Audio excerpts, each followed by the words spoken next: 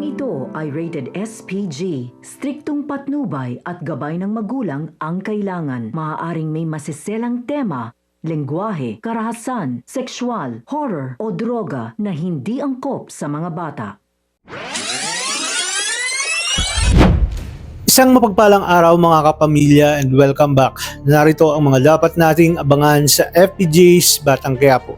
Pero bago ang lahat, kung bago ka pa lamang sa aking channel ay baka naman pwedeng makahingi ng isang like, share at subscribe. Ano kaya ang kahihinatnan at katapusan ng Batang Quiapo? Yan ang sabay-sabay nating pakaabangan sa dulo ng bidyong ito. Nanindigan na nga si Marites sa harap ng taong bayan at hinikayat niya ang lahat na tumayo at ipaglaban ang katotohanan. Isa-isang sumama ang mga tao, nagtipon at nagtungo sa munisipyo. Ang kanilang galit at paniniwala ang naging kanilang sandata. Sa loob ng munisipyo ay agad na pinag-utos ni Roberto na harangan ang lahat ng entrada. Ngunit hindi napigilan ang lakas ng mamamayang nagkakaisa. Kaya sumugod si Tanggol kasama ang mga tao at handang ipaglaban ang Maynila. Kahit saktan at pigilan ay hindi sila umatras. Sa gitna ng kaguluhan, hinabol ni Tanggol si Roberto. Sa bawat hakbang ay malinaw ang kanyang layunin na tapusin na ang lahat. Isa niyang nalampasan ang mga humahadlang sa kanya habang ang mga tao ay patuloy na lumalaban sa kanyang tabi.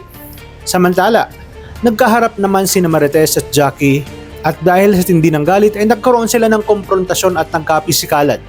Hindi sila umatras sa isa't isa dahil pareho silang lumalaban para sa kanilang paniniwala. Sa huli ay nagkaharap sina Tanggol at Miguelito at dito agad na nagkaroon ng bakbakan. Agad na sumugod si Miguelito ngunit mas matindi ang galit ni Tanggol. Hindi niya tinitigilan si Miguelito hanggang sa tuluyan itong mawala ng lakas. Mga sandaling yon ay malinaw na kung sino ang dehado at ang labang ito ay papalapit na sa wakas. Sa gitna ng lahat ng nangyayari ay tuluyang nagbago ang mundo ni Tanggol at ng kanyang mga kasamahan.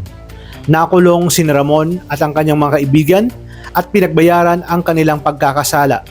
Ngunit napadali ang kanilang paglaya dahil kay Tanggol. Si Rigor naman ay nasa impyerno na at nagmamakaawa kay Satanas na sana'y matigil ang init at apoy na sumusunog sa kanya kahit panandalian lamang. Sa huli, si Tanggol na ang tuluyang naging mayor at dito inumpisahan na ang pagbabago sa Maynila kung saan magiging katuwang niya ang kanyang nanay Tess at ang kanyang lola Tinding sa munisipyo patungo sa tunay na pagbabago. Nabulok naman sa kulungan sina Jackie at Roberto habang si Miguelito naman ay sumunod kay Rigor sa impyerno at walang tigil ang pagdurusa dahil ito nga ang kanilang karma. Si Mando naman ang pumalit kay Rigor at muling bumalik si Tanggol sa Quiapo at nagpasalamat sa Poong Nazareno. At dito nakita niya si Mara ang bagong yugto ng kanyang buhay na ating pakakaabangan sa Sigabo na siyang papalit sa FPJ's Batang Quiapo. Kaya naman pakatutukan natin ang mga huling gabi ng FPJ's Batang Quiapo. Maraming salamat sa inyong suporta at panonood at hanggang sa muli, kapamilya.